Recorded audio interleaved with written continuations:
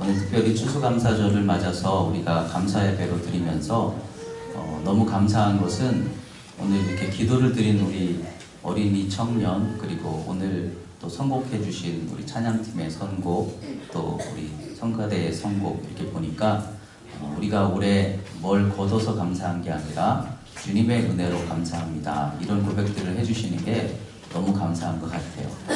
오늘 저희 말씀도 그런 말씀을 준비를 했는데 우리 교인들도 다 그렇게 생각하시고 어린이까지도 오직 주님으로 말미암아 감사할 수 있는 이 마음을 주신 것이 참 이런 생각할 수 있는 교회가 된 것이 감사한 것 같습니다. 그런 주님의 감사하는 마음들이 오늘 이 감사절에 여러분들에게 충만히 가득하게 되시기를 축원드립니다. 오늘은 마가복음 30번째 말씀을 이어서 우리가 감사할 것은 오직 예수라는 제목으로 하나님의 말씀을 나누도록 하겠습니다. 오늘은 추수감사절입니다. 추수감사라는 말 속에는 결실을 이루었다라는 그런 뜻이 아마 들어있을 겁니다. 그래서 최근에 그 국민일보를 보니까 어떤 광고가 하나가 실렸는데, 언제까지 이 나라가 이 추수감사절을 지킬 수 있겠습니까? 농촌의 형편을 아십니까?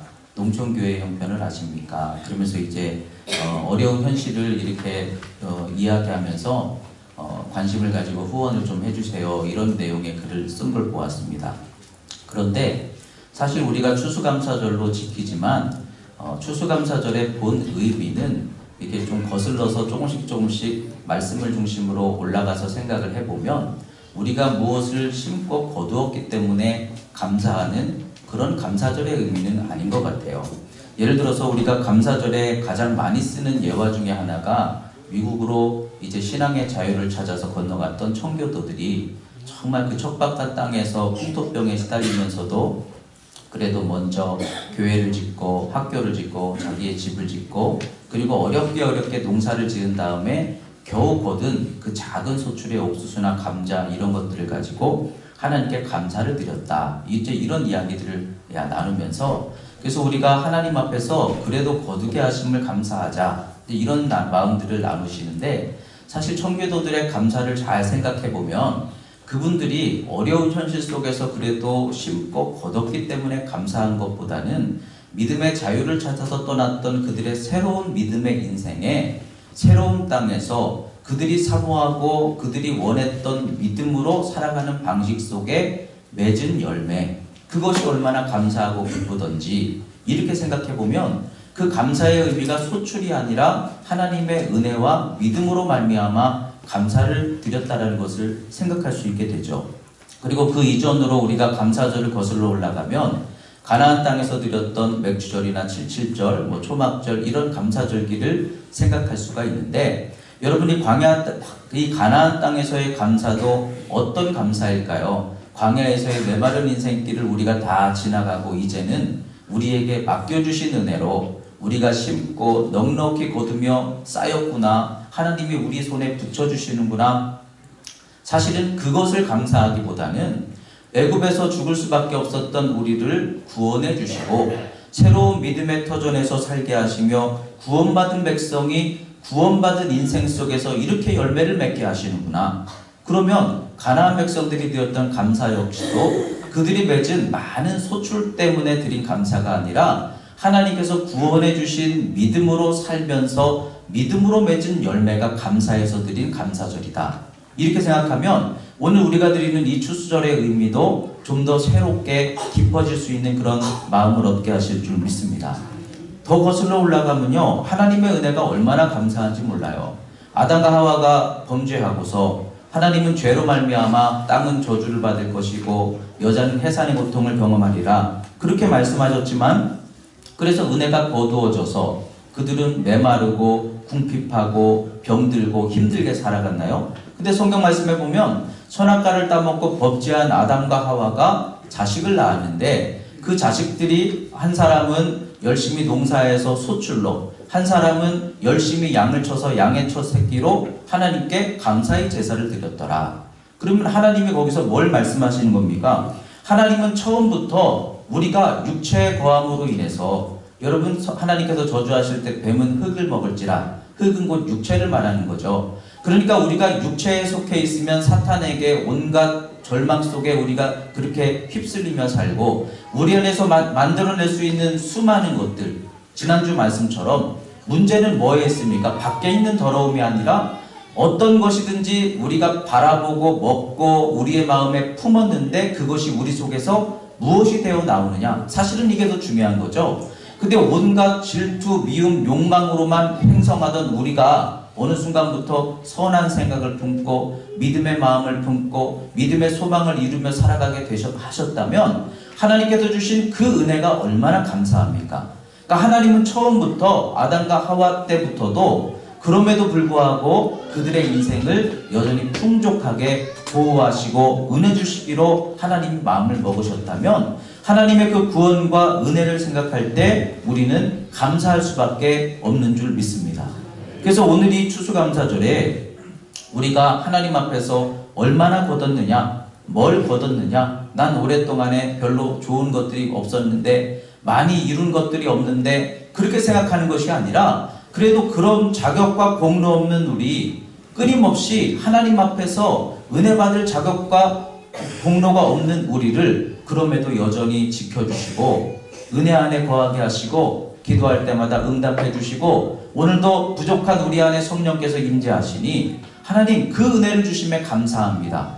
그런 마음을 가지고 감사할 수 있을 때 오늘의 감사절이 풍족한 기쁨이 가득하게 될 줄 믿습니다. 그래서 오늘 이 말씀 우리가 이런 마음으로 그렇게 생각하니까 성경에 어디를 읽어도 사실은 감사밖에는 없더라고요. 그래서 감사절에 감사에 관한 말씀을 따로 찾아 읽지 않고 이 마가복음 말씀을 그냥 이어서 나누면서 그러나 그 속에서 우리는 예수 그리스도를 감사하고 하나님의 사랑을 감사하고 성령님의 인도하심과 함께하심을 감사할 수 있는 그런 여러분들이 되셨으면 좋겠습니다. 첫 번째로 오늘 말씀을 통해 깨닫게 되는 감사는 주님의 사랑을 생각하니 감사하게 된다라는 그런 마음입니다. 오늘 말씀을 여러분들이 잘 아시죠? 수로보니게 여인이 주님께서 거절하심에도 불구하고 간구하고 또 간구하여서 그의 믿음에 따른 소원을 이루게 되었다라는 말씀입니다. 근데 이 말씀을 가만히 묵상하면서 그 여인은 어떻게 해서 그렇게 강한 믿음으로 주님을 붙들 수가 있었을까 생각을 해봤어요. 무엇 때문에 그 여인은 강할 수 있었을까? 근데 생각을 해보니까 만약에 이 여인이 자기가 원하는 어떤 물질이나 자기의 소망을 가지고서 나와서 주님께 간구하고 있었다면 주님이 에이 나는 자식들에게 먹을 것을 주러 왔지 걔들에게 주러 오지 않았다 이런 말씀하셨을 때 그 말씀 듣고 야 자존심이 얼마나 상했겠어요. 아니 아무리 그래도 우리 주님 제가 유대인들이 이방인들을 개라고 취급하는 건 맞는데 저도 많이 들어봤는데 예수님이 그러실 줄은 몰랐습니다. 아유 제 마음이 상했습니다. 그리고 그냥 여러분 같아도 뭐 내가 꼭 이렇게까지 하면서 은혜를 받아야 되나? 이런 심정 갖지 않겠습니까? 뭐 다른 사람의 일이었다면 아마 그랬을 것 같아요. 그런데 내 일도 아니고 다른 사람의 일도 아니고 누구 일이었나요? 자기 자식의 일이었어요.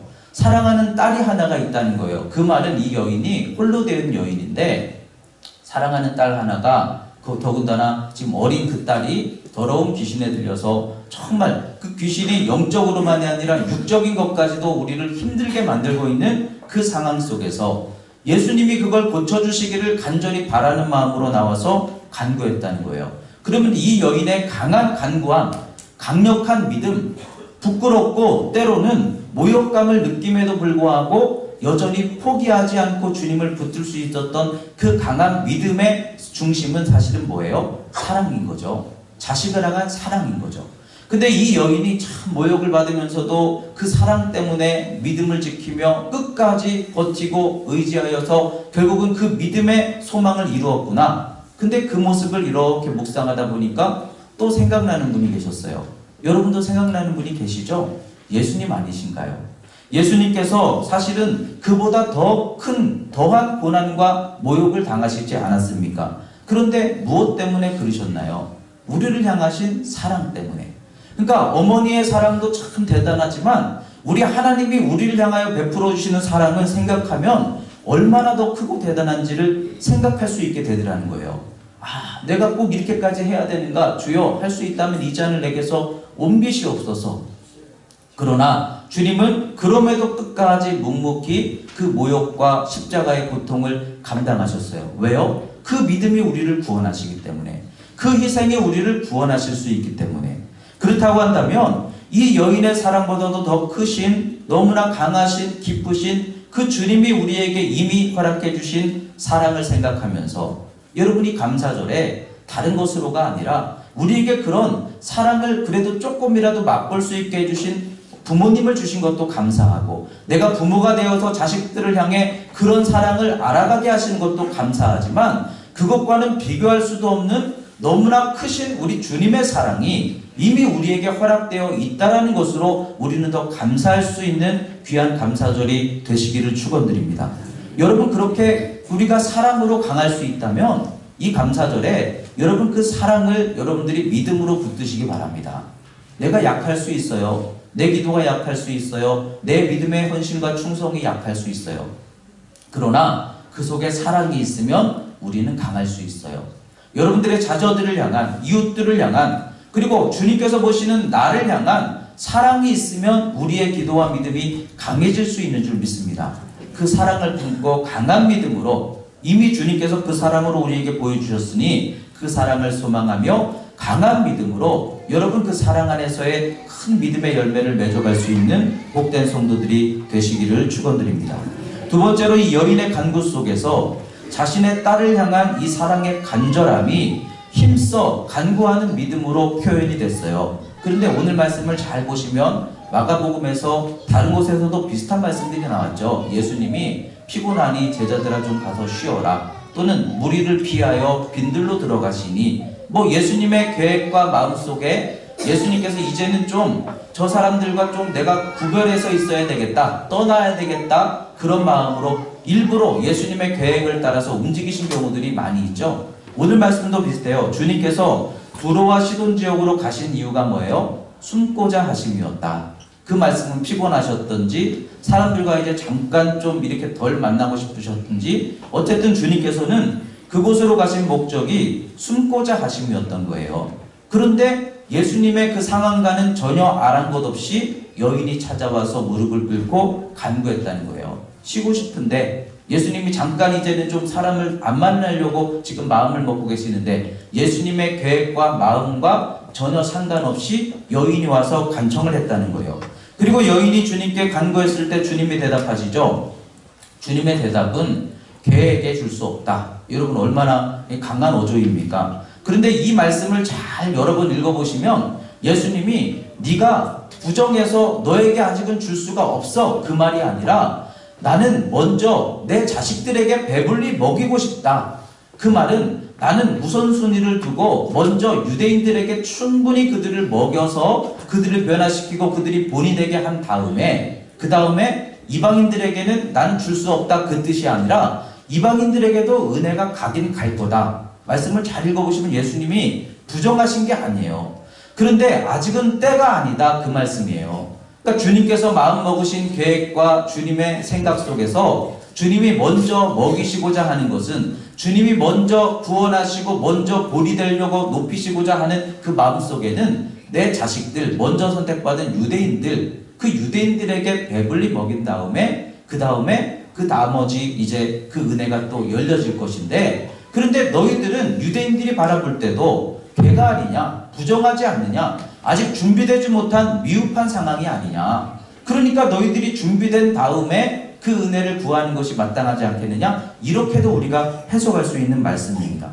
그런데 그때가 안 되었는데도 불구하고 여인이 그래도 간구하면서 부스럭이라도 주세요. 그래도 떨어지는 부스락이라도 있잖아요. 하나님의 때, 하나님의 계획으로 보면은 저는 아직도 멀었고 미흡하고 자격과 공로가 없지만 그래도 하나님의 계획 속에 떨어지는 그 작은 은혜라도 있으면 제게 주세요. 이 말씀이에요. 근데 그 믿음이 어떻게 됐어요? 그 믿음대로 주님이 은혜로 열어주셔서 아직 때가 아니었는데도, 아직 주님의 계획에 이 상황은 원하시지도 않은 상황이었는데도 그 간구하는 믿음을 통해서 허락해 주시더라는 거죠. 그렇다면 여러분, 이 말씀을 통해 깨닫는 게 뭡니까? 우리들은 어떤가요? 사실 우리들도 생각해보면 유대인들과 비교만 해봐도 우리의 생활이 지금 어떻습니까? 우리가 뭐 그렇게 유대인들 바리새인들 정죄하지만 그 유대인들이 어려서부터 철저하게 하나님의 말씀을 생각과 마음에 심어서 생각의 구조가 말씀으로, 마음의 중심이 말씀으로 그렇게 양육받고 자라면서 그의 생각과 지혜가 자라난 그런 어떤 사람과, 우리들은 지금 이방인으로 살다가 예수를 믿기로 작정하고 주님을 따르려고 힘쓰는데도 참 생각해보면 얼마나 부족한 게 많습니까? 아직도 내 생활 습관이 안 됐고 생각이 아직도 부정한 게 많고 말씀대로 살지 못하고 말씀을 많이 알지도 읽지도 못하고 내 경건생활, 기도생활, 구별된 할례와 같이 구별된 내 믿음 생각해보면 너무 부족한 게 많지 않나요? 그럴 때 주님은 분명히 성경 말씀 속에서도 우리에게 기대하시는 것들이 있어요. 무조건 죄인일지라도 은혜로 인도해 주시겠다라는 약속을 주시지만, 그래서 우리를 영원히 죄인으로 살아라 그러시진 않은 거예요. 예수님이 우리를 죄인으로 구원하십니까? 죄에서 구원하시는 거예요. 그렇다고 한다면 주님은 우리에게 뭘 요구하십니까? 우리 안에 성령이 거하시는 전이 되게 하라. 내 속에서 생수에 솟아나는 기쁨, 그 우물이 우리 안에 늘 샘솟듯 믿음으로 살아라. 주님을 연합하고 주님을 사랑하고 주님께 충성하고 주님을 주인으로 모시며 살아라. 근데 생각해보니까 우리는 그 주님의 말씀과 그래도 적어도 이 정도는 돼야 되지 않겠느냐? 쉽게 말하면 교회에서 제시하는 기준으로만 봐도 우리가 부족한 게 얼마나 많은가 하는 거예요. 그런데 여러분, 그렇기 때문에 나는 아직 멀었어, 나는 아직도 은혜를 구할 수가 없어, 바랄 수 없을 거야, 이렇게 생각하는 것이 아니라, 그럼에도 불구하고 그런 부족한 저도 마찬가지예요. 그런데 그런 우리를 주님이 어떻게 하십니까? 쓰고 계시잖아요. 여러분, 아직도 우리가 조건으로 보면, 모습으로 보면, 내 속사람으로 보면 아직도 미흡한 게 너무나 많은데도 불구하고, 그러니까 우리가 볼 땐 때가 아직 안 된 것 같아요. 주님의 계획과 질서에 따라서 볼 때 적어도 유대인만큼의 신앙이 준비되지 않은 것 같아요. 기본적으로 우리의 삶이 그들과는 아직도 너무나 많이 차이가 나요. 그런데도 불구하고 우리가 얻을 수 있는 이유가 뭡니까? 기도한 것밖에 없잖아요. 예수님을 믿고 의지하며 기도한 것밖에 없잖아요. 근데 그렇게 기도했을 때마다 주님은 아직 때가 안 됐다 그러지 않으시고 영전히 은혜를 베풀어 주시고 여러분들에게 성령의 은혜를 임재하시고, 너무 놀랍지 않습니까? 조금 전까지 내가 주님 앞에 부끄러운 생각과 죄를 지었을지라도 이 시간 회개하고 주님을 간구할 때 성령이 임하시지 않습니까? 내 때가 아니다, 넌 아직도 기준에 모자란다 그러시는 분이 아니라 사모하는 믿음의 사람들에게 여전히 은혜를 베풀어 주시는 주님. 여러분, 그게 우리인 거예요. 이사야 선지자에 대해서 이번 작품 때 잠깐 나눴지만, 이사야 선지자의 입장에서, 선지자의 입장에서의 불만과 고민과 기도의 제목들이 뭐겠습니까? 주님, 아무리 말씀을 외쳐도 이 나라가 이렇습니다. 저 성도들의 신앙이 아직도 저렇습니다. 너무 힘듭니다. 주님, 언제까지 제가 이렇게 감당해야 되겠습니까? 그러다가 하나님을 딱 만나고 나니까 이사야 선지자가 뭐라고 얘기합니까? 화로다, 나로 망하게 되었도다. 나는 입술이 부정한 자구나. 그게 무슨 말이에요? 하나님 앞에서 자기가 자신을 비추어 보니까, 야, 하나님 이제는 좀 제게 은혜 주셔야죠. 하나님, 제가 기도를 이만큼 했는데 응답 주셔야죠. 하나님, 제가 이만큼 충성하니까 하나님 그에 걸맞는 은총을 베풀어 주셔야죠. 그러던 우리가 주님 앞에 서 보니 정말 나는 그 앞에 부끄럽고 내세울 것 없는 연약한 죄인이구나, 이걸 깨달으면서 화로다 망하게 되었도다. 나는 입술이 아직도 부정한 자구나. 여러분, 은혜를 가까이 하면 할수록 우리가 고백할 수 있는 건 그거밖에 없잖아요. 하나님, 언제까지입니까? 그러다가 제가 이번 작품 때 그런 고백했잖아요. 이렇게 조용히 말씀을 묵상하고 기도하다 보니까, 하나님 더 써주세요, 하나님 열어주세요, 하나님 이거 소원합니다. 그러다가 제가 묵상하면서 하나님께서 마음에 감동을 주시니까, 야, 네가 하나님 입장에서는 너 쓸만하겠니? 하나님이라면 너 어디다 어떻게 쓸 것 같은데? 아, 맞아요 하나님, 제가 아직도 너무 부족하죠. 여러분, 그게 우리의 중심 아니겠습니까?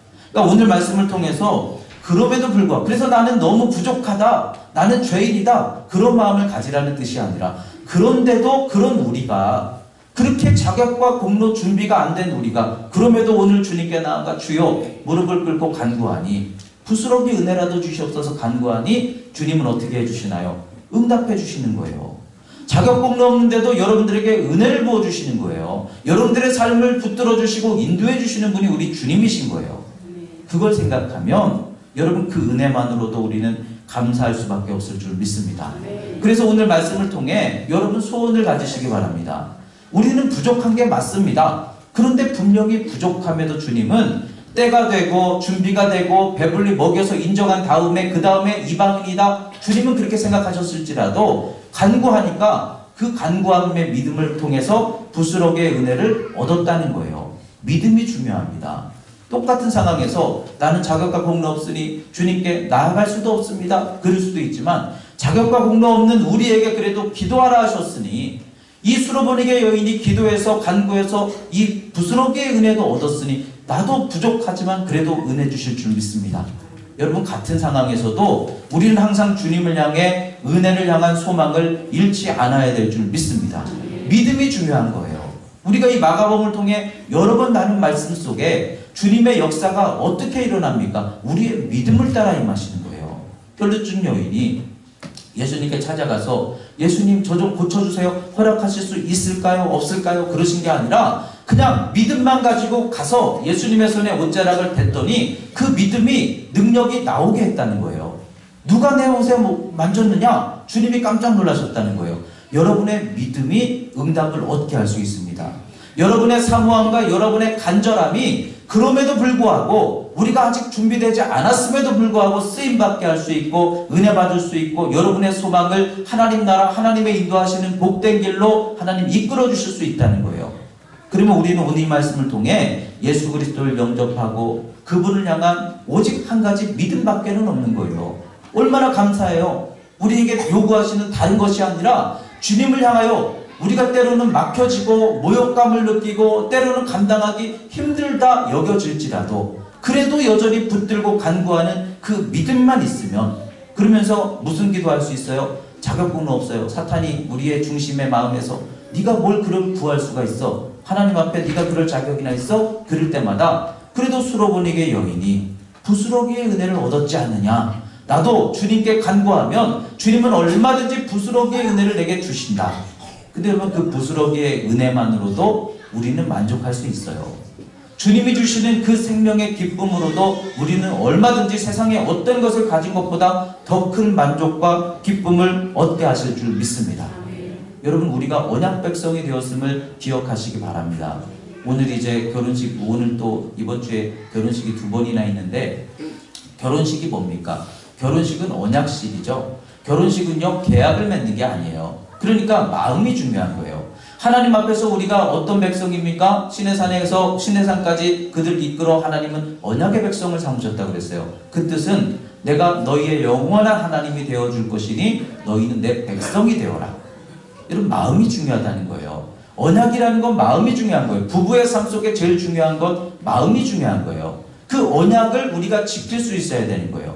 여러분 비록 우리가 부족함이 많지만 그래도 그 마음을 다시 하나님께로 돌이켜 하나님 그래도 내가 주님을 사랑하겠습니다. 자격 공로 없지만 그래도 하나님을 의지하겠습니다. 주님을 정말 소중히 여기며 그렇게 믿음으로 간구하며 살아가겠습니다. 우리의 중심을 다시 세울 때 그때 언약이 회복될 줄 믿습니다.